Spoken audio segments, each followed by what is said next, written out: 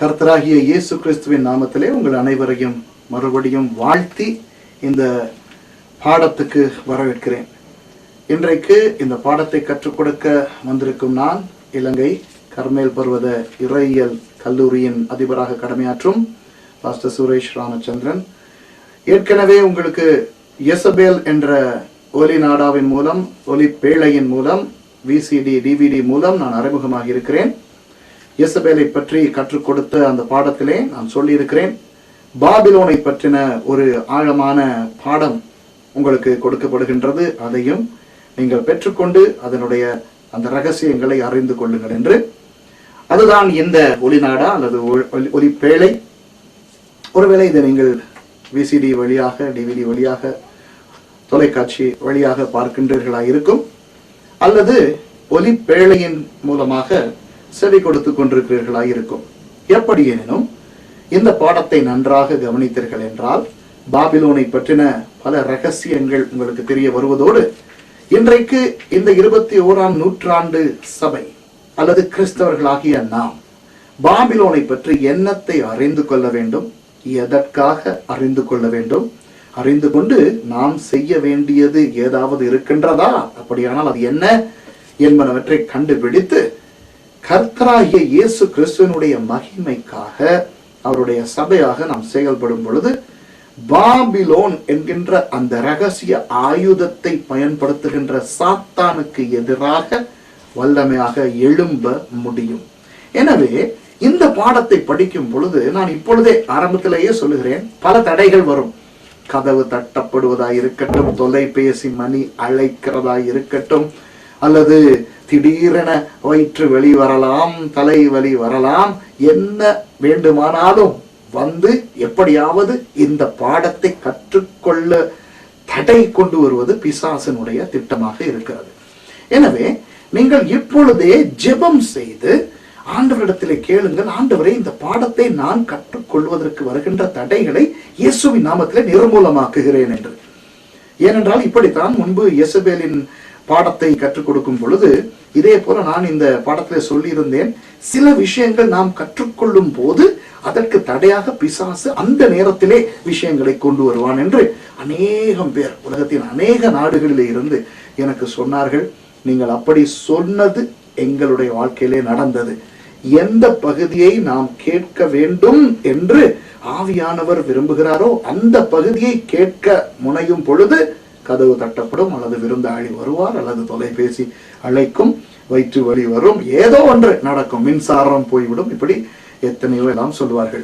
இது பாபிலோனை குறித்தும் கற்றுக்கொள்ளும் பொழுது நடைபெறும் என்பது எனக்கு தெரியும். ஏனென்றால் இந்த பாடத்தை நான் கற்றுக் கொடுப்பதற்கு எத்தனை தடைகளுக்கு முகம் கொடுக்க வேண்டி வந்தது தெரியுமா? பயங்கரமான தடைகள். பிசாசுக்கு விருப்பமே இல்லை அவனுடைய வெளிக்கொண்டு வரப்படாத ரகசியங்கள் வெளிக்கொண்டு வரப்படுவது. ஏனென்றால் எதிரியினுடைய சூட்சுமங்களை நாம் அறிய அவனை தாக்குவது நமக்கு இலகுவாக இருக்கும். ஆகவே இந்த பிசாசு வழக்கம் போல அப்படி இப்படி வருவான், கருப்பு நிறமாக சுடுகாட்டிலிருந்து வருவான் என்று எதிர்பார்த்து கொண்டிருக்கின்ற கிறிஸ்தவர்களுக்கு அவனுடைய சில சூட்சுமங்கள் தெரிய வந்தால் அது அவனுக்கு ஆபத்து என்று அவன் தெரிந்திருக்கிறபடினால் உங்களுக்கு தடைகளை கொண்டு வருவான். எனவே உங்களுக்காகவும் இதை கற்றுக் கொடுக்கின்ற எனக்காகவும் இப்பொழுது ஒரு நிமிஷம் நாம் ஜெபிப்போம். ஜெபித்து விட்டு சொல்லுவோம், உண்மையாக இந்த பாடத்தை கற்றுக் கொடுக்கின்றவர் பரிசுத்த ஆவியானவர் அல்லவா? அவர் தாமே இந்த பாடத்தை நாம் எப்படி கற்றுக்கொள்ள வேண்டுமோ அப்படி கற்றுக் கொடுக்க வேண்டும் என்று ஜெபிப்போம். அவருடைய பாதத்திலே வைத்து விடுவோம். கண்களை மூடி ஜெபிப்போம்.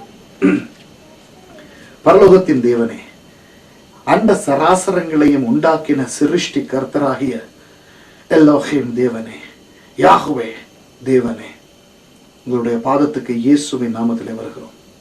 ஆண்டவரே, எனக்கு நீங்கள் கொடுத்திருக்கின்ற அறிவு, அனுபவம், ஞானம், திறமை, தாளந்து எல்லாவற்றையும் இப்பொழுது கட்டி விடுகிறேன் இயேசுவின் நாமத்திலே. பரிசுத்த ஆவியானவர் பேசும்படியாய் ஜெபிக்கிறேன். நான் உட்பட இந்த பாடத்தை கேட்டுக்கொண்டிருக்கும் என்னுடைய சகோதர சகோதரிகள் அனைவருக்கும் தெரிந்து கொள்ள வேண்டிய விஷயங்களை தெரிந்து கொள்வதற்கு இருக்கின்ற தடைகளை எல்லாம் இயேசுவின் நாமத்திலே முறியடித்து நிர்மூலமாக்கி பரிசுத்த ஆவியானவர் தாமே முழுக்க இந்த பாடத்தை பொறுப்பேற்றுக் கொள்ளும்படியாய் நான் ஜெபிக்கிறேன்.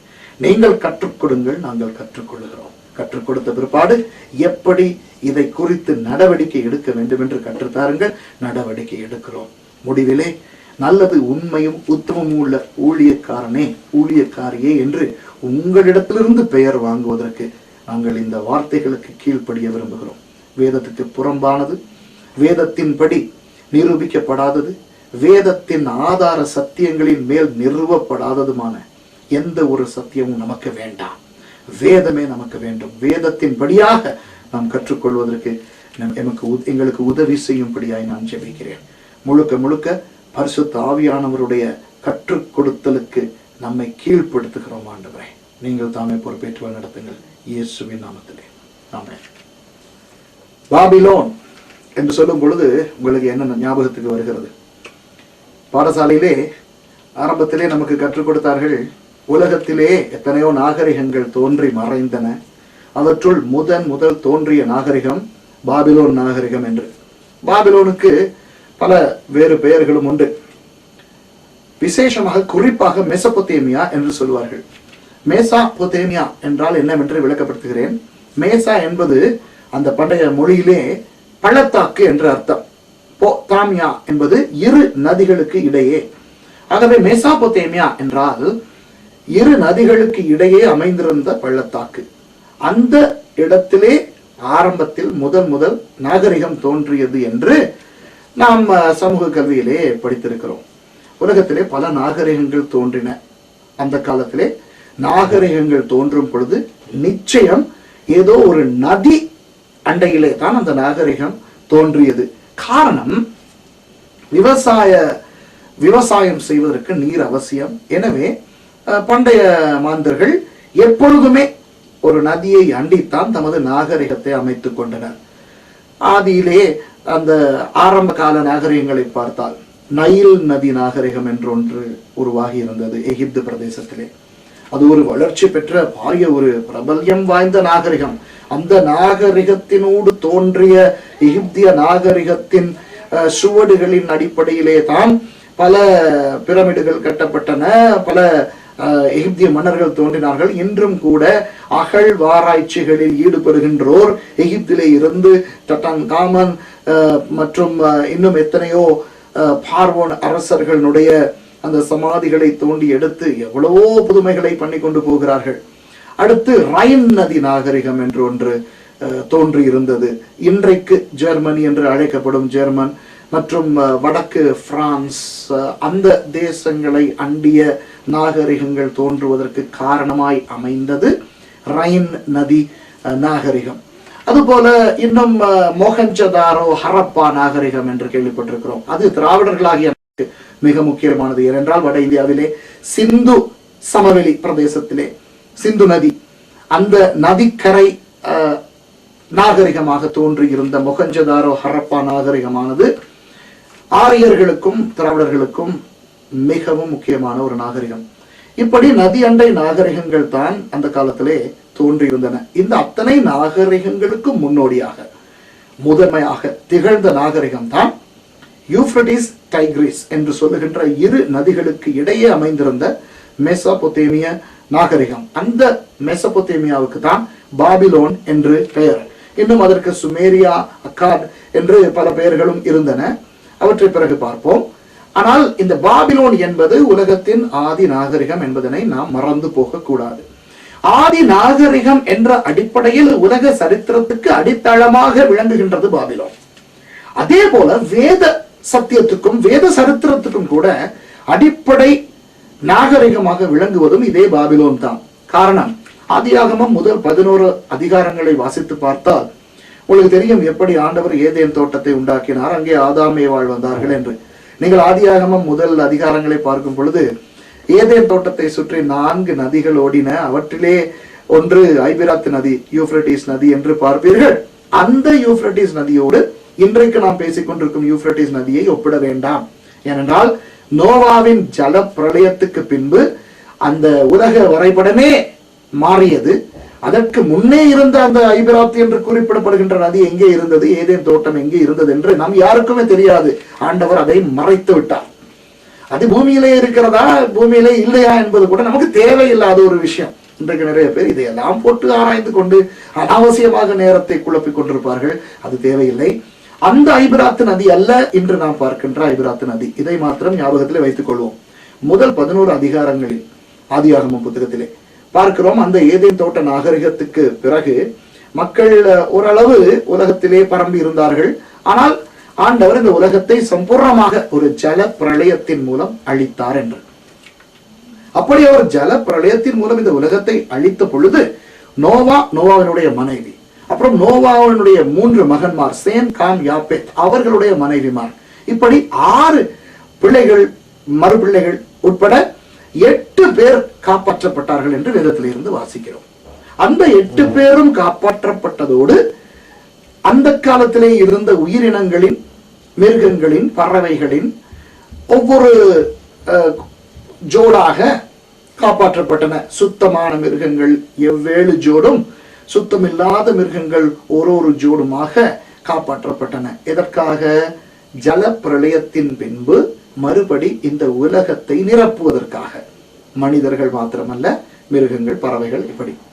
எனவே நோவாவினுடைய ஜல பிரளயத்துக்கு பின்பு தோன்றிய நாகரிகங்கள் தான் இன்று நாம் கவனிக்க வேண்டிய நாகரிகங்கள். ஜலப்பிரளயத்துக்கு முந்தியவை எங்கே நடந்தன, எப்போ நடந்தன, இதெல்லாம் நமக்கு இப்பொழுது தேவையில்லை, தெரியவும் தெரியாது.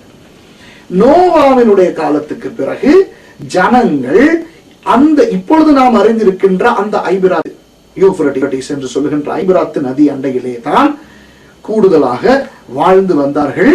பாபேல் கோபுரத்தின் பின்பு பாஷைகள் தாறுமாறாக்கப்படும் வரை. விளக்கப்படுத்துகிறேன், கேளுங்கள்.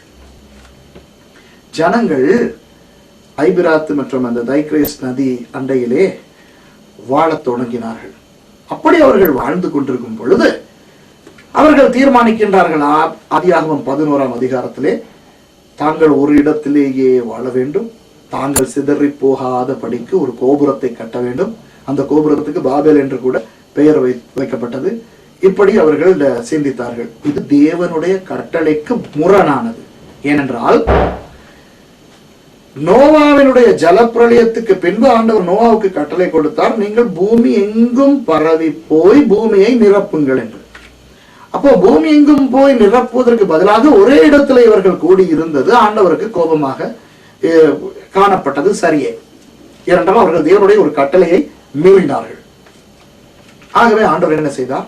இறங்கி வந்து ஆதியாகமம் 11ஆம் அதிகாரத்திலே சொல்லப்பட்டிருக்கிறது 6வது வசனத்திலே, அப்பொழுது கர்த்தர், இதோ ஜனங்கள் ஒரே கூட்டமாயும் இருக்கிறார்கள், அவர்கள் அனைவருக்கும் ஒரே பாஷையும் இருக்கிறது, அவர்கள் இதை செய்ய தொடங்கினார்கள், இப்பொழுது தாங்கள் செய்ய நினைத்தது ஒன்றும் தடைபட மாட்டாது என்று இருக்கிறார்கள்.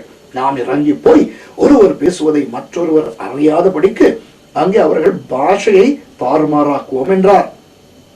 அப்படியே கர்த்தர் அவர்களை அவ்விடத்திலிருந்து பூமியின் மீதெங்கும் சிதறி போக பண்ணினார். அப்பொழுது நகரம் கட்டுகிறதை விட்டு விட்டார்கள். அப்ப பாருங்கள், பூமியின் மீதெங்கும் சிதறி போக பண்ணினார். சிதறடிக்கவில்லை, சிதறி போக பண்ணினார். எப்படி சிதறி போக பண்ணினார்? அங்கே பேசப்பட்டு வந்த பாஷையை தாறுமாறாக்கி விட்டார். பாஷைகள் உதயமாகின. நான் சில ஆழமான ஆராய்ச்சிகளை செய்து அந்த நேரம் வழங்கப்பட்டு வந்த பாஷை எதுவா இருக்கும் என்று ஆராய்ந்து பார்த்ததில் அக்காடிய மொழி தான் பேசப்பட்டு வந்தது என்ற ஒரு முடிவுக்கு நான் வந்திருக்கிறேன். அந்த முடிவுக்கு நான் வந்திருக்கிறேன் என்றபடினால் அநேகருக்கு அது விருப்பமில்லாமல் இருக்கிறது. ஏனென்றால் என்னை போன்ற, உங்களை போன்ற தமிழர்கள் ஆதியிலே இருந்து என்ன சொல்லி கொண்டு வந்தோம்? கல் தோன்றி மண் தோன்றா காலத்து முன் தோன்றிய மூத்த குடி நாம் என்று. யாருக்குத்தான் விருப்பமில்லை தங்களுடைய மொழிதான் பண்டைய மொழி, தங்களுடைய மொழி தான் சிறந்த மொழி, தங்களுடைய இனம் தான் சிறந்த இனம் என்று சொல்லிக் கொள்வதற்கு? எந்த நாட்டுக்கு போனாலும், எந்த நாட்டுக்காரர்களிடத்திலே போனாலும் நான் விளையாட்டாக ஒரு கேள்வி கேட்பது உண்டு. நான் கேட்பேன், பரலோகத்திலே என்ன மொழி பேசப்படும் என்று. உடனே அவர்கள் தங்கள் மொழியைத்தான் சொல்வார்கள். அதிகமானோர் வெள்ளைக்காரர்களிடத்திலே போய் கேட்டாலும், பிரெஞ்சு பேசுகிறவர்களிடத்தில் போய் கேட்டால் பரலோகத்திலே என்ன மொழி பேசப்படும் என்று பிரெஞ்சு மொழி என்பார்கள். தமிழர்களிடத்திலே கேட்டால் தமிழ் என்பார்கள். ஒரு விளையாட்டுக்காக அவர்களுக்கு அந்த மொழியின் மேல் ஒரு பற்று. எப்படி தமிழர்களாகிய நமக்கு அந்த முதுமொழி இருக்கிறது அல்லவா? ஆனால் அது உண்மை அல்ல. கல் தோன்றி மண் தோன்றா காலத்து முன் தோன்றிய மொழி தமிழ் என்று சொல்வது பொருத்தம் இல்லாதது. ஏனென்றால் இப்போ இதை நீங்கள் திரை வழியாக பார்த்து கொண்டிருந்தால் நான் செய்வதை நீங்கள் காணலாம். தங்களுடைய இடது கையிலே ஒரு கல்லை எடுத்துக்கொண்டு தங்களுடைய வலது கையிலே இன்னொரு கல்லை எடுத்து பாரிய கற்களிலே எழுத்தை செதுக்கினார்கள் அந்த காலத்தில். அப்படி செதுக்கும் பொழுது உலகத்தில் 7,000 பேருக்கு ஒருவருக்குத்தான் இடது கை வழக்கம் இருக்குமா. ஆகவே அநேகமானோர், பெரும்பான்மையினர் தங்களுடைய வலது கையினால் ஒரு கல்லை எடுத்துக்கொண்டு இடது கையினால் வைத்திருக்கின்ற கல்லின் மேல் அதை அடித்து அடித்து எழுத்துக்களை பொறிப்பது வழக்கம். அப்படி பொறிக்கப்படும் எழுத்து வலது புறத்திலே இருந்து இடது புறமாகத்தான் பொறிக்கப்படும். ஆகவே எந்த மொழிகள் எல்லாம் வலது புறத்திலே இருந்து இடது புறமாக இப்போ திரையிலே பார்த்து கொண்டிருந்தார்கள் என்றால் உங்களுக்கு இப்படி இந்த வாக்கில் வலது புறத்திலிருந்து இடது புறமாக எழுதப்படுகின்றனவோ அந்த மொழிகள் தான் பண்டைய மொழிகள். ஆனால் ஆங்கிலம், சிங்களம், தமிழ், பாலி, சமஸ்கிருதம் போன்ற மொழிகள் இடது பக்கத்திலே இருந்து வலது பக்கத்துக்கு எழுதப்படுகின்றபடியினால் இவை பண்டைய புராதன மொழிகள் அல்ல. இவை பண்டைய மொழிகளோடு ஒப்பிட்டு பார்க்கும் பொழுது புதிய மொழிகளே. ஆனால் இந்த வலதுபுறத்திலே இருந்து இடதுபுறத்துக்கு எழுதப்படுகின்ற மொழிகளிலேயும் அராபிய மொழியை எடுத்து பார்த்தீர்கள் என்றால் அது ஒரு பண்டைய மொழி அல்ல. பண்டைய மொழியின் அடிப்படையிலே இருந்து உருவாகிய மொழி என்றாலும் பண்டைய மொழி அல்ல. எபிரேய மொழி கூட ஒரு பண்டைய மொழி அல்ல. எபிரேய மொழி ஆபிரகாமுக்கு பின்னே உருவாகியது. எபிரேய மொழி எந்த மொழியின் மீது கட்டப்பட்டிருக்கிறது தெரியுமா? அராமிய மொழி. அராபிய மொழி அல்ல, அராமிய மொழி. ஆராம் என்ற பிரதேசத்திலே பேசப்பட்டு வந்த அராமிய மொழியிலே இருந்து எடுக்கப்பட்டதுதான் எபிரேய மொழி. அராமிய மொழி கூட ஒரு பண்டைய மொழி என்று சொல்ல முடியாது. ஏனென்றால் அராமிய மொழி எடுக்கப்பட்டது அக்காடிய மொழியில இருந்து. ஆகவே இந்த வலதுபுறத்தில் இருந்து இடதுபுறத்துக்கு எழுதப்படுகின்ற பண்டைய மொழிகள் கூட ஏதோ ஒரு பண்டைய மொழியிலே இருந்து எடுக்கப்பட்டது. அந்த பண்டைய மொழி தான் அக்காடிய மொழி. ஆகவே இந்த பாபேல் கோபுரத்துக்கு முன்பதாக பேசப்பட்டு வந்த மொழி என்பது அக்காடிய மொழியாய்த்தான் இருக்க வேண்டும் என்று ஆராய்ச்சிகளின் சான்றுகள் பகருகின்றன. எனவே இந்த ஆராய்ச்சிகளில் ஈடுபடாமல் இவற்றை ஆங்கிலத்தில் சொல்வோம் லிங்குவிஸ்டிக் எட்டிமாலஜிக்கல் அனாலிசிஸ், பிலோலாஜிக்கல் அனாலிசிஸ், இந்த ஆராய்ச்சிகளை செய்யாமல் நாங்கள் தமிழ் மேல் இருக்கின்ற பற்றை மாத்திரம் அடிப்படையாக வைத்துக்கொண்டு ஒரு சிலர் சொல்லுகின்ற புலவர்களும் முதுமொழி புனையர்களும் சொல்லுகின்ற விஷயங்களை மாத்திரம் அடிப்படையாக வைத்துக்கொண்டு பேசுதல் அவ்வளவு முறை அல்ல. ஆகவே நானும் ஒரு தமிழன் தான், தமிழின் மேல் எனக்கு பயங்கர பற்றுதல் இருக்கின்றது என்றாலும் யதார்த்தத்தை புரிந்து கொள்ள வேண்டும். ஆரம்பத்திலே பாபேல் கோபுரத்துக்கு முன்னே பேசப்பட்ட மொழி அக்காடிய மொழி. அந்த மொழியை சிதறடித்த பிற்பாடு அந்த மொழியின் அடித்தளத்திலே இருந்து அஸ்திபாரத்தினில் இருந்து உருவாகிய மொழிகள் தான் ஏனைய மொழிகள். இப்போ நம்முடைய பாபிலோன் கதைக்கு வருவோம். பாபிலோன் மெசொப்பொத்தேமியாவிலே அமைந்திருந்தது. அந்த பாபிலோனிலே தான் பாபேல் கோபுரம் கட்டப்பட்டது. ஆகவே பாஷைகள் சிதறப்பட்டு ஜாதிகள் சிதறி பூமி எங்கும் வியாபித்து போவதற்கு முன்பதாக பாஷை ஒன்று மாத்திரம் இருக்கவில்லை, கலாச்சாரமும் ஒன்றுதான் இருந்தது, நம்பிக்கையும் ஒன்றுதான் இருந்தது, ஒரே விதமான எண்ணங்கள் கொண்டோர் தான் இருந்தார்கள். அதுதான் பாபிலோன். பாபிலோன் என்ற நாகரிகத்திலே இருந்துதான் அத்தனை நாகரிகங்களும் பிரிந்து போயின. எனவே இன்றைக்கு இருக்கின்ற அனைத்து நாகரிகங்களுக்குள்ளும், ஜாதிகளுக்குள்ளும், மொழிகளுக்குள்ளும், மதங்களுக்குள்ளும் பாபிலோன் வியாபித்திருக்கின்றது. பாபிலோன் என்றைக்குமே அழிந்து போகவில்லை அன்பானவர்களே. ஆனால் ஒரு நாள் அழிய போகின்றது. எப்பொழுது என்றால் வெளிப்படுத்தின விசேஷம் 17ஆம் 18ஆம் அதிகாரங்கள் பாபிலோனினுடைய வீழ்ச்சியை பற்றி பேசுகின்றன.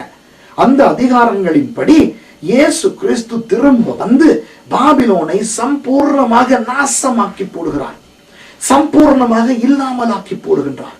அது வரையிலே உலகத்தின் முதல் நாகரிகமாய் தோன்றிய பாபிலோன் அழிக்கப்படவும் இல்லை, அழிக்கப்படவும் மாட்டாது. உடனே உங்களுக்குள்ளே ஒரு கேள்வி வரலாம். வேதமே தெளிவாக நமக்கு சொல்லுகிறது, மேதியர்களும் பெர்சியர்களும் பாபிலோனை இல்லாமலாக்கினார்கள், ஒரு கல்லின் மேல் இன்னொரு கல் இல்லாதபடிக்கு பாபிலோன் அகற்றப்பட்டு விட்டது. இவர் என்ன, பாபிலோன் இன்னும் உடையப்படவில்லை, இனிமேல் தான் உடையம் என்று சொல்லுகிறார் என்று. உண்மை என்ன தெரியுமா? 3 பாபிலோன்கள் இருக்கின்றன.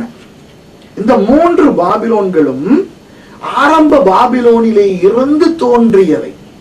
ஆரம்ப பாபிலோன் யூப்ரடிஸ் டைக்ரிஸ் நதிகளுக்கு இடையிலே இருந்த மெசொப்பொத்தேமியாவிலே இருந்தது என்னவோ உண்மைதான்.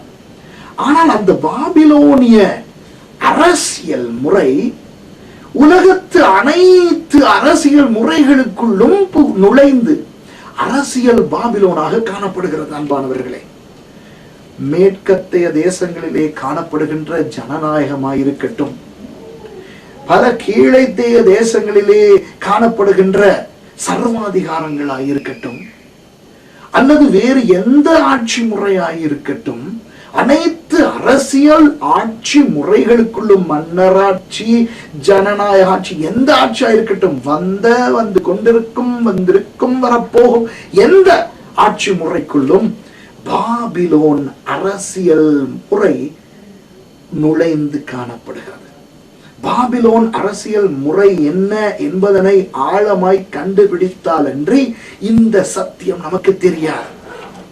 ஆனால் இந்த பாடத்திலே பாபிலோனின் அரசியல் முறை அல்லது அரசியல் யாப்பு முறை என்ன என்று நான் கற்றுக் கொடுக்க முனையவில்லை.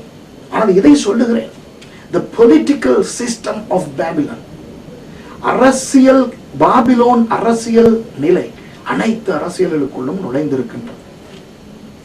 அடுத்தது, அந்த பாபிலோன் தேசத்திலே காணப்பட்ட பொருளாதார முறை, தி economic system of Babylon, பொருளாதார முறை இன்றைக்கு காணப்படும் உலக அனைத்து பொருளாதார முறைமைகளுக்குள்ளும் நுழைந்திருக்கிறது. பண்டமாற்று வியாபார முறையாயிருக்கட்டும், ஆதி காலத்தை இன்றைய காலத்திலே காணப்படும் டவ் ஜோன்ஸ், நாஸ்டாக் மற்றும் உலக பொருளாதார முறைகளாயிருக்கட்டும், அனைத்திற்குள்ளும் பாபிலோனிய பொருளாதாரம் நுழைந்திருக்கிறது. இன்றைய பொருளாதார முறை அன்றைய பாபிலோன் பொருளாதார முறையிலே இருந்து வந்த ஒரு விஷயமே. அடுத்தது, அன்றைய பாபிலோனின் மத நம்பிக்கை, அவர்களுடைய நம்பிக்கைகள் அனைத்து மதங்களுக்கும் அடித்தளமாய் விளங்கி இருக்கிறது. ஒரு உதாரணம் சொல்லுகிறேன். இலங்கையிலே வேடர்கள் என்று ஒரு குழுவினர் இருக்கிறார்கள். மஹியங்கன பிரதேசத்துக்கு போனால் பார்ப்பீர்கள்.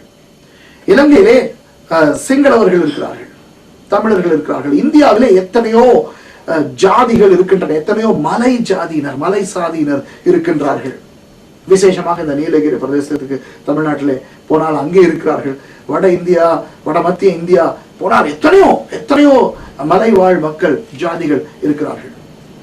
அமெரிக்காவுக்கு போனால் செவ்விந்தியர்கள் என்று அழைக்கப்படும் அப்பாச்சே, நவஹோ, சூ, புவெப்லோ போன்ற எத்தனையோ 32 ஜாதியினர் இருக்கிறார்கள் அமெரிக்காவிலே, செவ்விந்தியர்களுடைய ஜாதிகள்.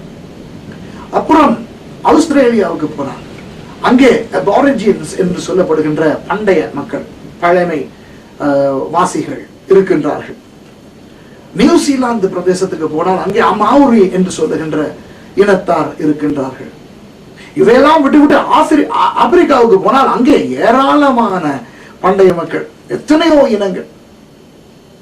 ஆனால் இந்த அனைத்து இன மக்களினுடைய மத நம்பிக்கைகளையும் எடுத்து பார்த்தால் நிறைய விஷயங்கள் ஒன்றாகவே இருக்கும். இரவுக்கு அக்கினி கொளுத்தி அந்த அக்கினியை சுற்றி சுற்றி ஆடுகின்ற ஒரு பழக்கம், மத தலைவனாக ஒரு மனிதனை ஏற்படுத்தி அந்த மனிதனுக்குள் தெய்வங்கள் என்று சொல்லப்படும் இந்த ஆவிகள் புகுந்து இருக்கும் என்கின்ற அந்த நம்பிக்கை, அத்தோடு பாரிய மேளங்களை வைத்துக் கொண்டு அந்த மேளங்களை வாசித்து சத்தம் எழுப்பி பண்ணுகின்ற ஆர்ப்பாட்ட துதி, இவை எல்லாம் இந்த அனைத்து நான் குறிப்பிட்ட இந்த அனைத்து இன மதங்களுக்குள்ளும் காணப்படுகின்றன. எப்படி ஒன்றுக்கொன்று தொடர்பே இல்லாத இந்த மதங்கள் எப்படி ஒரே விதமான அடித்தளங்களை கொண்டதாய் இருக்கும் இதற்கெல்லாம் காரணம் மத பாபிலோன். 3 விதமாக பாபிலோன் இருந்து கொண்டே வருகிறது. மத பாபிலோன், பொருளாதார பாபிலோன், அரசியல் பாபிலோன். கடைசி காலத்திலே அந்தி கிறிஸ்து வருகிறான், அந்தி கிறிஸ்து வருகிறான் என்று நாம் சொல்லிக் கொண்டிருக்கிறோம். அது உண்மை. அந்தி கிறிஸ்து வரப்போகிறான். கிறிஸ்தவர்கள் ஒரு அந்தி கிறிஸ்துவை எதிர்பார்த்து கொண்டிருக்கிறார்கள். ஆனால் வேதம் என்ன சொல்லுகிறது தெரியுமா? வெளிப்படுத்தின விசேஷத்திலே அந்தி கிறிஸ்து வருவான், இன்னும் 2 மிருகங்கள் வரும் என்று சொல்லப்பட்டிருக்கிறது. ஒன்று கடலிலே இருந்து எழும்புகின்ற மிருகம், அடுத்தது தரையிலே இருந்து எழும்புகின்ற மிருகம். ஆகவே 3 நபர்களை பற்றி பேசுகின்றது வெளிப்படுத்தின விசேஷம். அது மாத்திரமல்ல, அந்தி கிறிஸ்து, அவனுடைய தீர்க்கதரிசி, அவனுடைய ஆசாரியன் என்று 3 பேரை பற்றி பேசுகின்றது வெளிப்படுத்தின விசேஷம். நுட்பமாக வேதத்தை ஆராய்ந்து பார்க்கும் போது கடைசி காலத்திலே வரப்போகிறது ஒரு அந்தி கிறிஸ்து அல்ல, 3 அந்தி கிறிஸ்துக்கள் என்று கண்டுபிடிப்போம். அதிலே ஒருவனுக்கு அதிகமான வல்லமை இருக்கிறது. அவன் தான் பிரதான அந்தி கிறிஸ்து, அவன் தான் சாத்தான், அது தெரியும் நமக்கு. ஆனால் அவன் இன்னும் 2 பேரை தன்னுடைய கைக்குள் வைத்துக் கொண்டு அவர்கள் மூலமாக இந்த உலகத்தை ஆட்சி செய்ய போகிறான் உபத்திரவ காலத்தில் என்பது வேதத்தை வாசித்தால் தெளிவாக தெரிய வரும். ஆகவே 3 அந்தி கிறிஸ்துக்களை பற்றி நாம் வெளிப்படுத்தின விசேஷத்திலே பார்க்கிறோம். அந்த 3 அந்தி கிறிஸ்துக்களும் யார் தெரியுமா? அரசியல் பாபிலோனிலே அரசியல் தலைவனாக வரப்போகின்ற அந்தி கிறிஸ்து. அவன் தன்னுடைய தலைமையகத்தை ரோமாபுரியிலே இருந்து அவன் ரோமாபுரியிலே அமைத்துக் கொள்வான். 7 குன்றுகள் உள்ள தேசமாகிய அந்த ரோமாபுரியிலே அவன் அரசியல் தலைமை பீடத்தை ஏற்படுத்திக் கொள்வான். அடுத்தது பொருளாதார பாபிலோன் என்கின்ற அந்த பொருளாதாரத்தை ஈராக்கில் இருக்கின்ற பாபிலோனிலே இருந்து நடத்துவான் அடுத்த அந்தி கிறிஸ்து. 3ஆவதாக மத பாபிலோன் ஆகிய தன்னுடைய தலைமையகத்தை எருசலேமிலே அமைத்துக் கொண்டு மத அந்தி கிறிஸ்து செயல்பட போகிறான். ஆகவே ரோமாபுரி, பாபிலோன், எருசலேம் என்ற இந்த 3 இடங்களும் கடைசி காலத்திலே பிரபல்யமான தலைமை பீடங்களாக வரப்போகின்றன. அரசியல், பொருளாதார, மத பாபிலோன்களை ஆளுகின்ற அரசியல் அந்தி கிறிஸ்து, பொருளாதார அந்தி கிறிஸ்து, மத அந்தி கிறிஸ்து வரப்போகிறார்கள். ஆகவே இந்த ரகசியங்களை நாம் அறிந்து கொள்ள வேண்டும் என்றால் இவையெல்லாம் ஆரம்பித்த அந்த பாபிலோனினுடைய ரகசியங்களை நாம் கண்டுபிடித்தாக வேண்டும். ஏற்கனவே உங்களில் நிறைய பேரை நான் குழப்பி விட்டேன் என்று நினைக்கிறேன். இப்பொழுது நான் பேசியது உங்களுக்கு கொஞ்சம் குழப்பமாக விளங்காமல் இருந்தால் தயவு செய்து மறுபடி இதை கேளுங்கள். மறுபடி இதை கேட்காமல் அடுத்த பகுதிக்கு போனால் இந்த பாடம் முடியும் பொழுது எதற்காக இந்த பாடத்தை படித்து தொலைத்தேன், இதை பார்த்து தொலைத்தேன் என்று அங்கலாய்ப்பீர்கள். எனவே தயவு செய்து இதுகாரும் நான் சொன்னதை மறுபடியும் ஒழுங்காக அசை போட்டு பார்த்துவிட்டு மிகுதி பகுதிக்கு நீங்கள் செல்லுங்கள். நான் தொடருகிறேன். இந்த பாபிலோனினுடைய உருவாக்கம் என்ன என்பதனை கண்டுபிடிக்க வேண்டும். யார் இந்த பாபிலோனை உருவாக்கினார்? அன்பானவர்களே, உங்களுக்கு தெரியுமா, உலகத்தை ஆண்டவர் படைத்தது மனிதன் வாழ்வதற்காக. மனிதனுக்கு தான் இந்த உலகத்தை ஆளுகின்ற ஆட்சி பொறுப்பு கொடுக்கப்பட்டது. ஆனால் மனிதன் என்ன செய்து விட்டான்? அவனுடைய ஆட்சி பொறுப்பை சாத்தானுக்கு கொடுத்து விட்டான். சாத்தான் இந்த பூமியின் மேல் அதிகாரம் செலுத்த முடியாது. விளங்கிக் கொள்ளுங்கள், சாத்தானுக்கு இந்த பூமியின் மேல் எந்த ஒரு அதிகாரமும் இல்லை. அவனுக்கு அதிகாரம் கொடுக்கப்பட்டது அதிகாரம் கொண்ட மனிதனால். ஆகவே மனிதன் கொடுத்த அதிகாரத்தை பயன்படுத்தித்தான் சாத்தான் இந்த உலகத்தை ஆட்சி செய்து வருவது போல தெரிகிறது. ஆனால் இந்த உலகத்தின் உண்மையான ராஜா தேவனே. அவர்தான் ராஜாதிராஜா. அவருடைய கட்டுப்பாட்டுக்குள் தான் அனைத்தும் இயங்கிக் கொண்டு வருகிறது. இந்த சாத்தான் தனக்கு முதல் அதிகாரம் கொடுத்தது யார்? யார் மூலம் தான் ஆட்சி செய்வதற்கு தனக்கு அதிகாரம் கிடைத்தது? எந்த இடத்திலே வைத்து அந்த அதிகாரம் கிடைத்தது என்பனவற்றை கருத்திலே கொண்டு அந்த இடத்தை தனது தலைமை பீடமாக மாற்றிக்கொண்டார். முதல் இந்த உலகத்தில் தோன்றிய அரசன் யார் தெரியுமா? நிம்ரோத். நிம்ரோத் என்றவன் தான் முதல் அரசனானான். வாசிக்கிறேன், கேளுங்கள். ஆதியாகமம் 10வது அதிகாரத்திலே 9வது வசனம். நிம்ரோதை பற்றி பேசுகிறது. 8வது வசனம் இப்படி சொல்கிறது, குஷ் நிம்ரோதை பெற்றான், இவன் பூமியிலே பராக்கிரமசாலியானான். 9வது வசனம், இவன் அதாவது நிம்ரோத் கர்த்தருக்கு முன்பாக பலத்த வேட்டைக்காரனாய் இருந்தான். ஆகையால் கர்த்தருக்கு முன்பாக பலத்த வேட்டைக்காரனான நிம்ரோதை போல என்னும் வழக்க சொல் உண்டாயிற்று. கர்த்தருக்கு முன்பாக பலத்த வேட்டைக்காரனாக இருந்தான் என்பது இவன் கர்த்தருக்கு பயந்தவன் என்பதோ இவன் நல்ல பக்திவான் என்பதோ அல்ல. அந்த காலத்திலே வேத காலத்திலே பேச்சு வழக்கத்திலே எல்லாரையும் விட சிறந்தவன் அல்லது பெரியவன் என்று ஒருவன் இருந்தால் அவர்கள் பேச்சு வழக்கிலே சொல்வார்கள், கர்த்தருக்கு முன்பாக இப்படி ஒருவன் இருந்தான் என்று. கர்த்தருக்கு முன்பாக இவனை ஒத்த படித்தவன் இல்லை, கர்த்தருக்கு முன்பாக இவனை ஒத்த ஞானி இல்லை. சாலமோனை பற்றி சொல்லப்பட்டது, கர்த்தருக்கு முன்பாக இவனை போல ஒரு பலத்த வேட்டைக்காரன் இல்லை, பராக்கிரமசாலி இல்லை என்று நிம்ரோதுக்கு சொல்லப்பட்டது.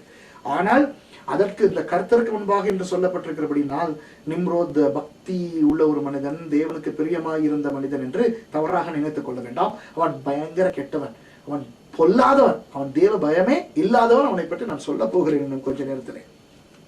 10வது வசனம் சொல்லுகிறது, சினையார் தேசத்தில் உள்ள பாபேல், ஏரேக், அக்காத், கல்னே என்னும் இடங்கள் அவன் ஆண்ட ராஜ்யத்துக்கு ஆதி ஸ்தானங்கள்.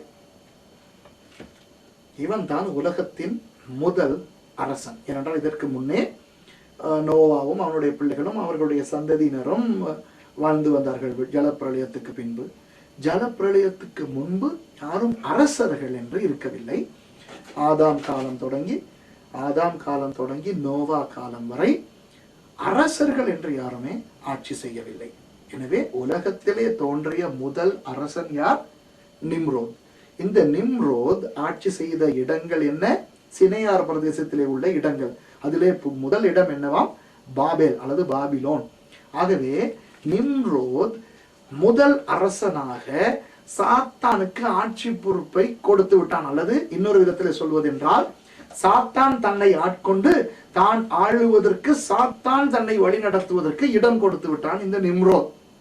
ஆகவே சாத்தானுடைய கைக்கு ஆட்சி பொறுப்பு போய்விட்டது. யார் அந்த ஆட்சி பொறுப்பை கொடுத்தது? பாபிலோனின் ராஜா, முதல் ராஜா நிம்ரோத். எங்கே வைத்து இது கொடுக்கப்பட்டது? பாபிலோனிலே. ஆகவே சாத்தான் இந்த உலகத்தில் கிரியை செய்வதற்கு தன்னுடைய தலைமை பீடமாக தெரிந்து கொண்டது பாபிலோனை.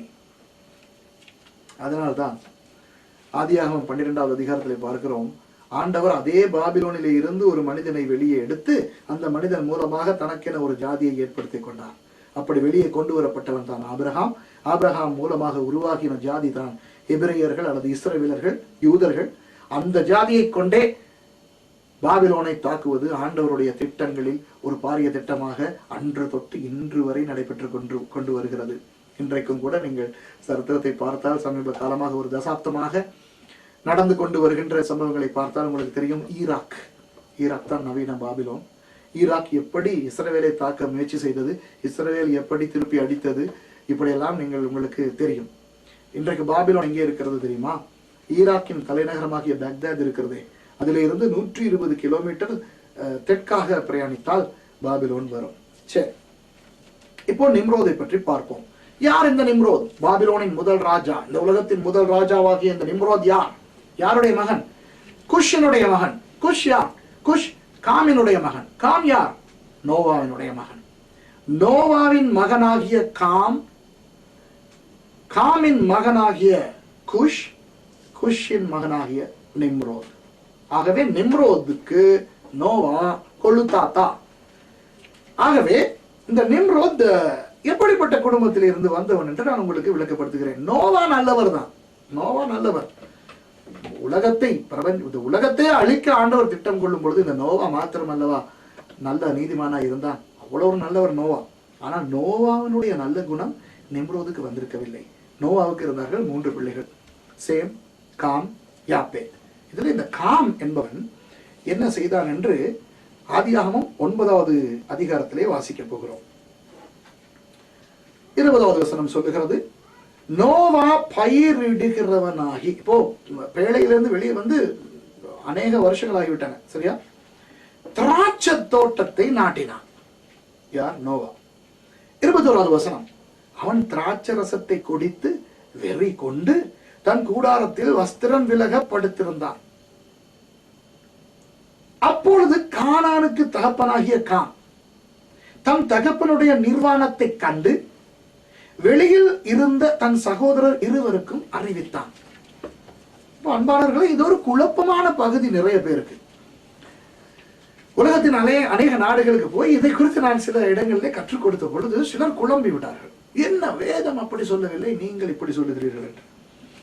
உங்களுக்கு தெரியுமா, பழைய ஏற்பாடு எழுதப்பட்டது தமிழிலே அல்ல, தமிழர்களுக்காக எழுதப்பட்டதும் அல்ல. தமிழ் கலாச்சாரத்தின் தமிழ் பேச்சு வழக்கின்படி நமக்கு பழைய ஏற்பாட்டை புரிந்து கொள்ள முடியாது. ஆனா ஆண்டவருக்கு ஸ்தோத்திரம், ஆண்டவர் நல்ல நல்ல கல்விமான்கள் மூலமாக நமக்கு பழைய புதிய ஏற்பாடுகளை மொழிபெயர்த்து நம்முடைய மொழியிலே கொடுத்திருக்கிறார். அதற்காக ஆண்டவருக்கு ஸ்தோத்திரம். ஆனால் ஒன்று தெரியுமா, எந்த ஒரு மொழியிலே இருந்து பிறிதொரு மொழிக்கு எந்த ஒரு விடயத்தை மொழிபெயர்த்தாலும் அதிலே அர்த்தம் கொஞ்சம் பிசகத்தான் செய்யும். அடிக்கடி நான் சொல்லுகின்ற ஒரு உதாரணத்தை சொல்லுகிறேன். தமிழிலே சொல்லுவோம் பல்லு கூசுகிறது என்று. இந்த பல்லு கூசுகிறது என்றதை ஆங்கிலத்திலே சொல்லவே முடியாது, தெரியுமா? இப்போ பல்லு கூசி கொண்டிருக்கும் பொழுது ஆங்கிலத்தில் எப்படி வெள்ளைக்காரர்களுக்கு சொல்லுவீர்கள் பல்லு கூசுகிறது என்று? மை டீத் ஆர் இச்சிங் என்று சொல்ல முடியாது. பல் அரிக்கிறது என்று வந்துவிடும். மை டீத் ஆர் நம் என்று சொல்ல முடியாது. பல் மரத்து போயிருக்கிறது என்று வரும். வேறு எந்த விதத்திலும் சொல்ல முடியாது, சொல்லவே முடியாது. நீங்கள் இந்த இந்த இந்த இந்த பாடத்தை கேட்கின்ற உங்களில் சிலர் ஆங்கில பண்டிதர்களாக இருக்கும். எங்கே சொல்லி பாருங்கள் பல்லு கூசுகிறது என்று. முடியாது. அதுபோல ஒரு மொழியிலே சொல்லப்படும் சில விஷயங்களை வேறொரு மொழியிலே சொல்லவே முடியாது.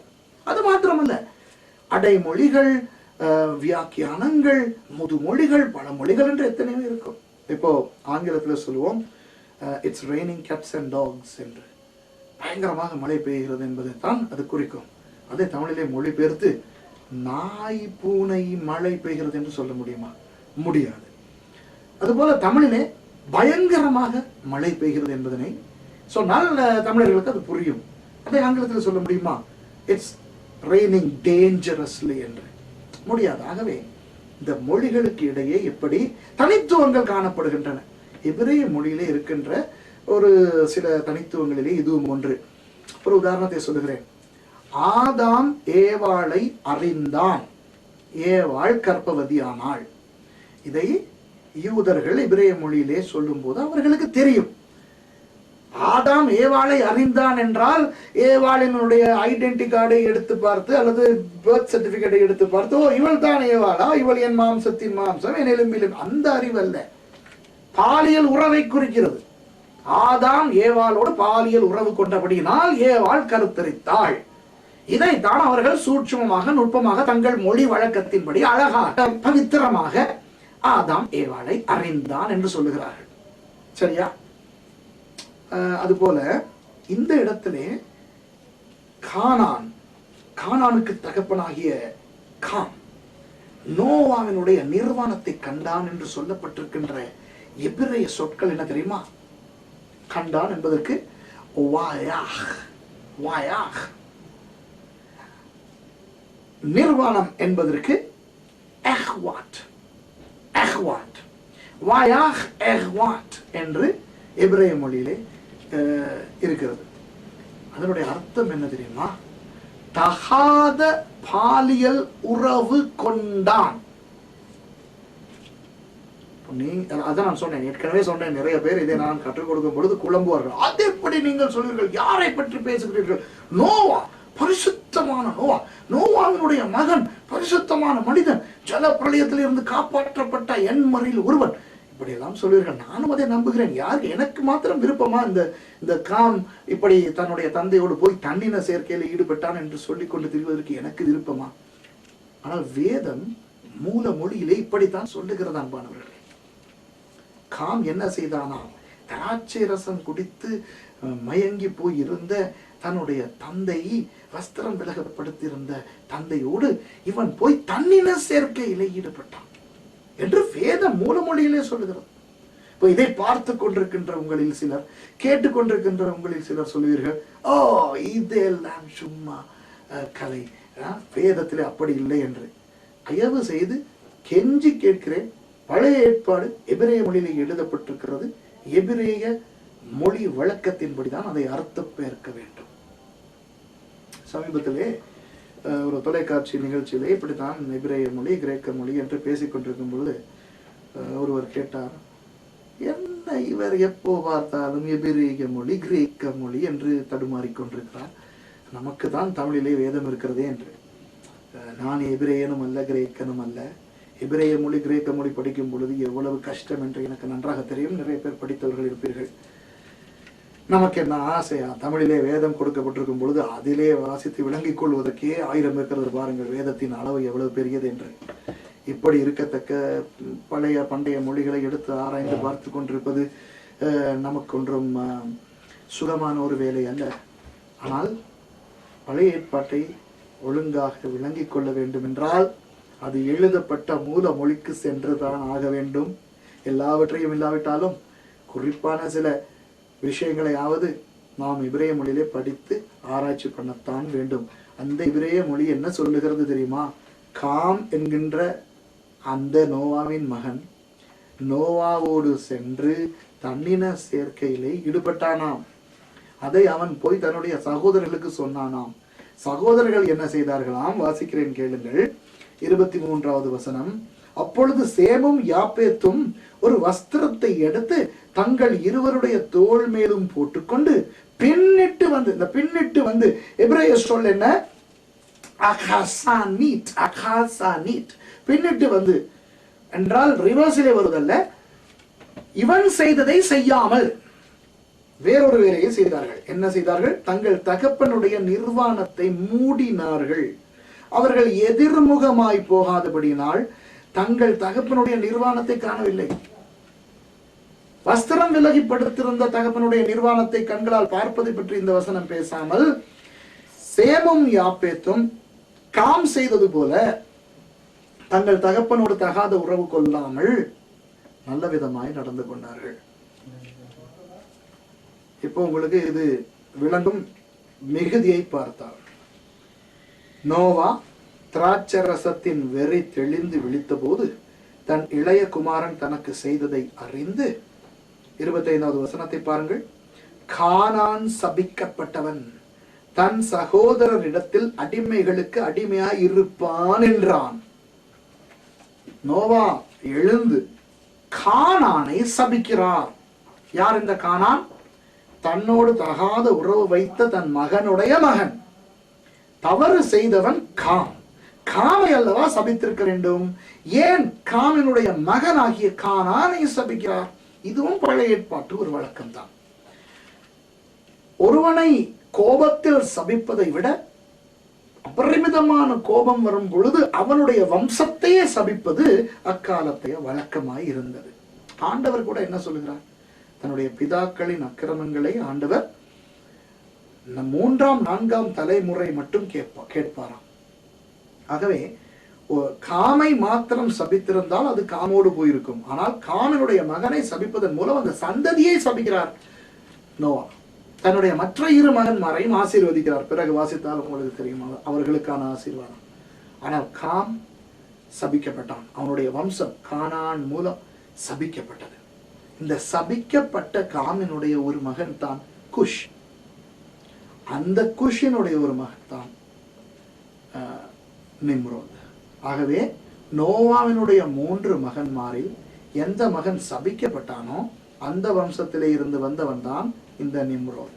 ஆகவே சபிக்கப்பட்ட வம்சத்திலே பிறந்த ஒரு சபிக்கப்பட்டவன் ஒரு பராக்கிரமசாலியாய் மாறி அவன் முதல் ராஜாவாய் மாறினான். இப்போ வேதத்திலே சொல்லப்படாத ஆனால் உலக சரித்திரத்திலே எழுதப்பட்டிருக்கும் ஆராய்ச்சிகளின் விளைவாக வெளியே கொண்டு வரப்பட்டிருக்கும் சில விஷயங்களை நான் சொல்ல போகிறேன். முன்னதாகவே சொல்லுகிறேன் அன்பானவர்களை, தயவு செய்து இப்போ நான் சொல்ல போகிறது பைபிளிலே எங்கே இருக்கிறது என்று கேட்க வேண்டாம். வேதம் நாம் என்னத்தை எல்லாம் ஆவிக்குரிய ஆகாரமாக அருந்த வேண்டுமோ அவற்றை கொடுத்திருக்கிறதை ஒழிய ஏனைய விவரங்கள் அதிலே கொடுக்கவில்லை. உதாரணமாக நேபுகாத்நேச்சார் என்ற ஒரு அரசன் வந்தான் என்று வேதம் சொல்லுகிறது. நேபுகாத்நேச்சாரனுடைய தாய் யார் என்று சொல்லவில்லை. அதற்காக வேதம் நேபுகாத்நேச்சாரின் தாயை பற்றி சொல்லவில்லை என்றால் அவனுக்கு தாய் இல்லை என்று ஆகிவிடுமா? வேதம் எதெல்லாம் நமக்கு ஆவிக்குரிய போஷணைக்காக தேவைப்படுகிறதோ அவற்றை கொடுக்கிறது. எனவே பல ஆராய்ச்சிகளை செய்து கண்டுபிடித்து நிரூபிக்கப்பட்ட விஷயங்களை இப்பொழுது நான் உங்களுக்கு சொல்ல போகிறேன் என்பதனை முன்னதாகவே அறிவித்துவிட்டு உங்களுக்கு சொல்லுகிறேன். இந்த நிம்ரோத் என்ன செய்தான்? அவனுடைய தந்தை குஷ், குஷினுடைய மனைவி செமிரமிஸ், குஷினுடைய மனைவி செமிரமிஸ் நிம்ரோதினுடைய தாய். இந்த நிம்ரோத் ஒரு ராஜாவாய் வந்த பிறகு அவன் தன்னை தேவன் என்று அறிவிக்க தொடங்கினான். எம்பரர் வர்ஷிப் என்று கேள்விப்பட்டிருப்பீர்கள், ராஜாக்களை வணங்குவது. அது முதல் ஆரம்பிக்கப்பட்டது இந்த நிம்ரோதினால் தான். நிம்ரோத் தான் முதல் தன்னை வணங்க ஜனங்களுக்கு கட்டளை கொடுத்தவன்.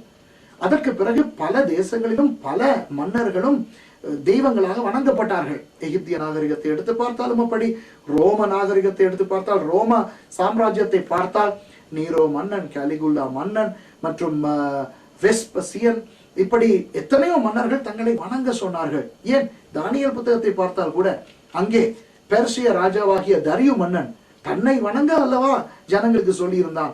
தன்னை வணங்காததால் தானே தானியேலை சிங்கக்கெபியிலே போட்டான்.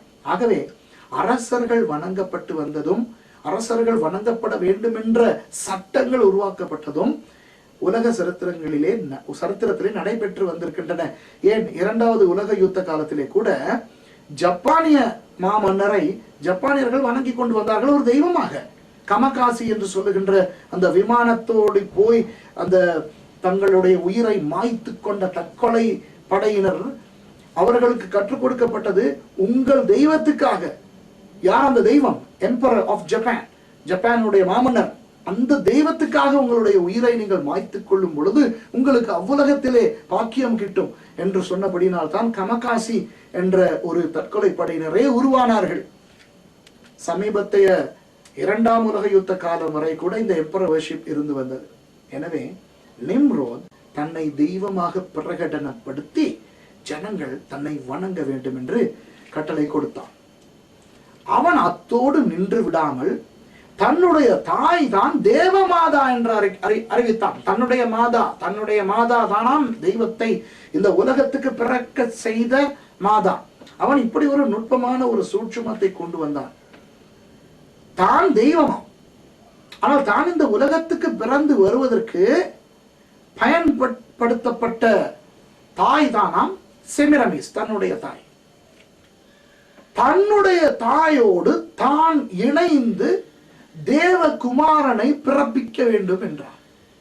இப்படி சொல்லி இந்த நிம்ரோத் தன் தாயாகிய, தன்னை உலகத்துக்கு ஈன்றெடுத்த அன்னையாகிய அவனுடைய தாயான செமிரமிஸை திருமணம் செய்து அவர்கள் இருவருக்கும் தம்முஸ் என்ற ஒரு குழந்தையும் பிறந்தது. எவ்வளவு பெரிய அருவருப்பான விஷயம் என்று பாருங்கள். அசிங்கமான விஷயம். இந்த அசிங்கமும் அருவருப்பும் எங்கே வந்தது? முதல் அரசனா. அவன் அப்படி செய்து அவன் ஒரு போலியான திருத்துவத்தை காண்பித்தான். சாத்தான் ஒரு போலி பிரியன். ஆண்டவர் என்னத்தை எல்லாம் செய்கிறாரோ அவற்றையெல்லாம் போலியாக சமர்ப்பிக்கிறவன் சாத்தான். இறைவனது திருத்துவம் என்ன என்று எங்களுக்கு தெரியும். திருத்துவம் எப்படி என்று விளங்காவிட்டாலும், ஒரே நபரத்துவம், 3 நபர்கள், ஆனால் 3 தெய்வங்கள் அல்ல, ஒரே தேவன், இதெல்லாம் நமக்கு தெரியும் அல்லவா? திருத்துவத்தை பற்றி பேசும்போது திருத்துவத்தை விளங்கிக் கொள்ள முடியாது, விளங்கிக் கொள்ள முயற்சிக்க வேண்டாம் தயவு செய்து. திருத்துவத்தை விளக்கப்படுத்துகிற என்று எவ்வளவு பெரிய ஆசிரியர்கள் புறப்பட்டாலும் தயவு செய்து அவர்களை நம்ப வேண்டாம், முடியாது. எந்த உதாரணத்தை எடுத்தாலும் திருத்துவத்தை விளக்கப்படுத்தவே முடியாது. ஆனால் திருத்துவம் என்பது உண்மை. இந்த திருத்துவத்துக்கு ஒப்பானதாக தானும் ஒரு திருத்துவத்தை வைத்திருக்கிறதாக சாத்தான் காண்பிக்க விரும்புவது அன்று தொட்டு இன்று வரை பெற்றுக்கொண்டு வருகிறது. அதிலே ஒன்றுதான் இந்த பிதா தெய்வம். யாராம் இந்த பிதா தெய்வம்? நிம்ரோத். அடுத்தது மாதா தெய்வம். யாராம் இந்த மாதா தெய்வம்? செமிரமிஸ். தமிழ் வேதாகமத்திலே ஆராய்ந்து பார்த்தேன். இந்த செமிரமிஸ் என்று வர வேண்டிய இடங்களில் எல்லாம் வானராக்கினி என்று இருக்கிறது. இது வானரம், வானரம் என்றால் குரங்கு, வானர அக்கினியா அல்லது வான ராக்கினியா, ஆகாய ராட்சசன் அல்லது ஆகாய ராட்சசி அதா, அல்லது வான் அர அக்கினி. இப்படி என்ன காரணத்துக்காக அது வானராக்கினி என்று சொல்லப்பட்டிருக்கிறது என்று எனக்கு தெரியவில்லை. அந்த சொல்லை ஆராய்ச்சி பண்ணவும் எனக்கு அவசியம் இல்லை. ஏனென்றால் உண்மையாக அது மூலமொழியிலே செமிரமிஸ், தமிழிலே நீங்கள் வானராக்கினி என்று வாசித்தால் செமிரமிஸ் என்பதனை மனதில் வைத்துக் கொள்ளுங்கள். செமிரமிஸ் நிம்ரோதினுடைய தாய், பின்னர் மனைவியானவள். இதுதான் தேவ மாதாவாம். தேவ தந்தையார் நிம்ரோத், தேவ அன்னையார் செமிரமிஸ். இவர்கள் இருவருக்கும் பிறந்த தேவ புத்திரன், அது தேவ குமாரன் யார்? தம்முஸ். தம்முஸை பற்றி எசேக்கியேலிலே கூட இருக்கிறது. எசேக்கியேல் நீங்கள் திருப்பி பார்த்தால் 8ஆம் அதிகாரத்திலே 14வது வசனத்திலே தம்முஸ் என்ற சொல்லே வந்திருக்கிறது. ஆகவே நிம்ரோத் வணங்கப்பட்டான், செமிரமிஸ் வணங்கப்பட்டாள், தம்முஸ் வணங்கப்பட்டான். இதுதானாம் யார்? போலி திருத்துவம், சாத்தானுடைய போலி திருத்துவம். பிதா குமாரன் பரிசுத்த ஆவிக்கு ஒப்பாக பிதா அன்னை பிள்ளை இப்படியாக கொண்டு வந்தான். இந்த பாபிலோனிய போலி திருத்துவம் தான் உலகத்தின் பல மதங்களுக்கும் வியாபித்து போனது. ஜப்பானிலே பௌத்த மதம் இருக்கிறது அல்லவா, மகாயான பௌத்தம். பௌத்தத்திலே 2 பிரிவுகள் இருக்கின்றன. ஒன்று தேரவாதம், அடுத்தது மகாயானம். மகாயான பௌத்தத்திலே 3 புத்தர்கள் இருக்கிறார்கள். போலி திருத்துவம் பாருங்க, சான் பாவோ ஃபு. சரியா? மறுபடி சொல்லுகிறேன், சான் புத்தா, பாவோ புத்தா, ஃபு புத்தா. இதுல அந்த நிம்ரோதுக்கு ஒத்த அந்த பிதா தெய்வம் இருக்கிறது, அது எப்பொழுதும் அப்படி பரலோகத்திலே இருக்குமா, உலகத்திலே வெளிப்படாதான். வெளிப்படுத்தப்படுவது யார் தெரியுமா? அன்னையும் புத்திரனும், தாயும் பிள்ளையும். இப்போ எகிப்து கலாச்சாரத்தை எடுத்து பார்த்தீர்கள் என்றால் அன்னை இசிஸ், பிள்ளை ஒசிரிஸ். சரியா? ரா என்ற தெய்வம் இருக்கும், அதுதான் அந்த பெரிய தெய்வமா. அந்த ராவினுடைய மனைவி இசிஸ், பிள்ளை ஒசிரிஸ். இந்தியாவிலே என்று சொல்வதை விட சிந்து சமவெளி நாகரிகத்தில் இந்த சிந்து மத அல்லது ஹிந்து மத என்று நாங்கள் சொல்லுகின்ற, இப்போ இந்த பாடத்தை பார்க்கின்றவர்கள் புரிந்து கொள்ளுங்கள், இந்து மதம் வேறு, சைவம் வேறு. சரியா? இந்து மதம் என்பது சிந்து சமவெளியில் தோன்றிய ஆரியர்களுடைய மதம். இன்றைக்கு சைவர்களுக்கு இந்து மதம் என்றால் என்னவென்றே தெரியாது. இந்து மதம் வேறு. இந்து மதத்திலே தோன்றிய பிரம்மனியர், பிராமன், பிராமனுடைய 3 பங்குகள் தானாம், பிரம்மா, விஷ்ணு, உருத்திரன். அதுல உருத்திரனுடைய அந்த நம்பிக்கையினர் தான் சைவ மதத்தவர்கள். சரியா? என்றால் சைவர்களுக்கு முழு முதற் கடவுள் சிவபெருமான். எப்படி? இந்த இந்து மதத்தை பற்றி பேசுகிறேன் நான், சைவத்தை பற்றி பேசவில்லை, இந்துவை பற்றி பேசுகிறேன். இந்து மதத்திலே அந்த தாயார் இசி, பிள்ளையார் ஈஸ்வரன். சரியா? பிராமன் உடைய பெண் இசி, இவர்களுடைய பிள்ளை ஈஸ்வரன். அப்ப பாருங்கள், எகிப்திலே இசிஸ் ஒசிரிஸ், இந்தியாவிலே இசி ஈஸ்வரன். பொதுவாக இன்னும் ஆசிய மதங்கள் சிலவற்றில் தாய் சைபீல், பிள்ளை டியோயஸ். ரோம மதத்தை எடுத்து பார்த்தால், ரோமன் மித்தாலஜி, ரோமர்களுடைய மதத்தை எடுத்து பார்த்தால் அங்கே தாய் ஃபார்ச்சூனா அல்லது வீனஸ் என்று கூட சொல்லுவோம், பிள்ளை ஜூபிட்டர், ஜூபிட்டர் புயர், அதாவது ஜூபிட்டர் மகன். கிரேக்க மதத்தை எடுத்து பார்த்தால் தாய் ஐரீன். ஐரீன் என்ற பெயர் உங்களுக்கு நிறைய பேருக்கு தெரியுமா இருக்கு, நிறைய பேர் பெயர் வைத்துக் கொள்வார்கள் ஐரீன் என்று. அது ஒரு கிரேக்க பெயர், அந்த பெண் தெய்வத்திற்கு குறிப்பிடப்படுகிறது. செரிஸ் என்றும் சொல்வார்கள். மகன் புளூட்டஸ். சரியா?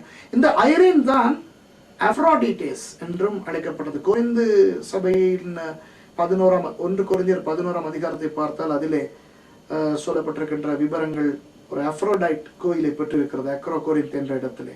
அந்த அப்ரோடிட்டேஸ் கிரேக்க தாய், பிள்ளை ஈரோஸ். சரியா? ஈரோஸ்.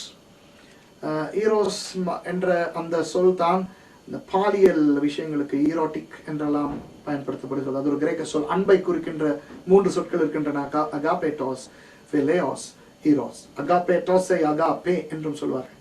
அதுல அந்த ஈரோஸ் என்பது ஒரு காமம் கலந்த ஒரு அன்பு. அந்த அந்த காமம் அந்த அந்த பெயர் தான் அந்த அந்த மகனுக்கு கொடுக்கப்பட்டிருக்கிறது. சீனாவை பார்த்தால் ஷிங்மு தான் அந்த தூய தாய், பரிசுத்த அன்னை என்ற. ஷிங்மு என்றால் பரிசுத்த அம்மா என்ற அர்த்தம். பிள்ளைக்கு பெயர் இல்லை. இப்படி எத்தனையோ கலாச்சாரங்களிலே இந்த தாய் பிள்ளை வந்திருக்கிறது. இப்படித்தான் நீங்கள் பார்த்தால்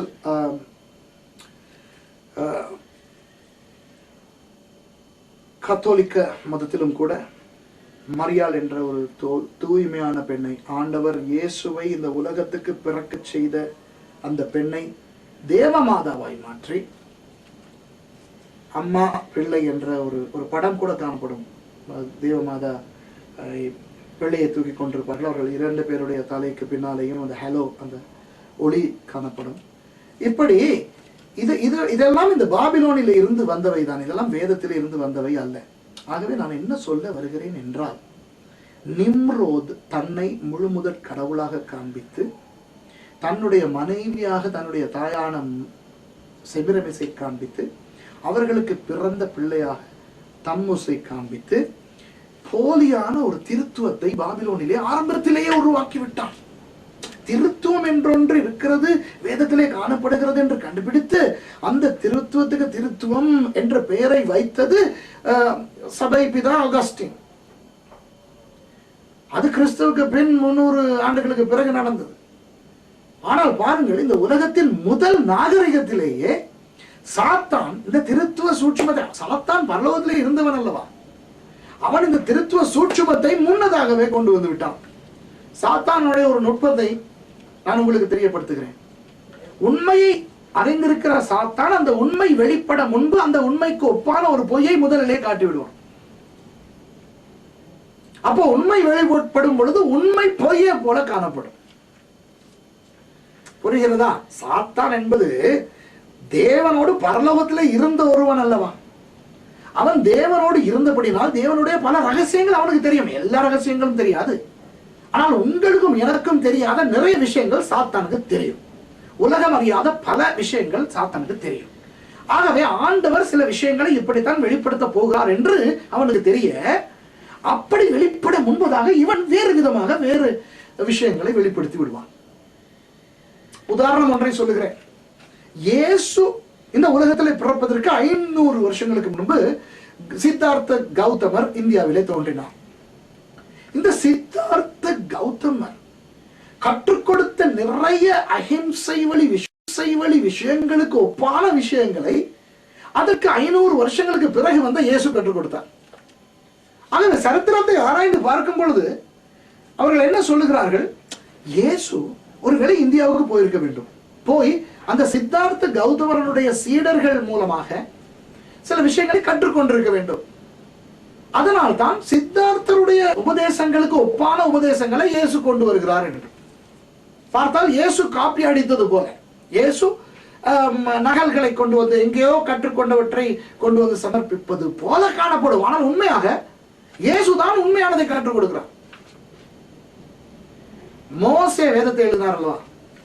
மோசே எழுதும் பொழுது ஜலப்பிரளயத்தை பற்றி எழுதுகிறார். ஆனால் மோசே ஜலப்பிரளயத்தை பற்றி எழுதுவதற்கு முன்பதாகவே ஜலப்பிரளயம் ஒன்று வந்தது, இப்படியெல்லாம் நடந்தது என்ற ஒரு கதை பாபிலோனிய ஏடுகளிலே, எகிப்திய ஏடுகளிலே, அசீரிய ஏடுகளிலே காணப்படுகின்றன. கடைசியிலே சில ஆராய்ச்சியாளர்கள் என்ன சொல்கிறார்களாம்? மோசே அவற்றையெல்லாம் பார்த்துவிட்டு தன்னுடைய விஷயங்களை எழுதுகிறார் என்று. சாத்தான் இப்படி நிறைய பேரை ஏமாற்றி வைத்திருக்கிறான். அதுபோல பிற்காலத்திலே கண்டுபிடிக்கப்பட்ட திருத்துவம் கண்டுபிடிக்கப்பட முன்பதாகவே திருத்துவத்தை போன்ற 3 தெய்வங்களின் உபதேசத்தை அவன் கொண்டு வந்து விட்டான். நிம்ரோத், செமிரமிஸ், தம்முஸ். இதை அதன் வாயிலாக பல மதங்களுக்குள்ளும் அனுப்பிவிட்டான். எனவே திருத்துவம் கண்டுபிடிக்கப்பட்ட பொழுது, இந்த கிறிஸ்தவர்கள் அந்த மதத்திலே இருந்தும் இந்த மதத்திலே இருந்தும் இரவல் வாங்கித்தான் தங்களுடைய உபதேசத்தை புனைந்திருக்கிறார்கள் என்று எண்ண தோன்றும். இப்போதைக்கு இந்த பாடத்தை நான் முடிக்கிறேன். தொடரப்போகிறேன். அந்த தொடரும் பொழுது இன்னும் சில விஷயங்களை நாம் கற்றுக்கொள்ள போகிறோம்.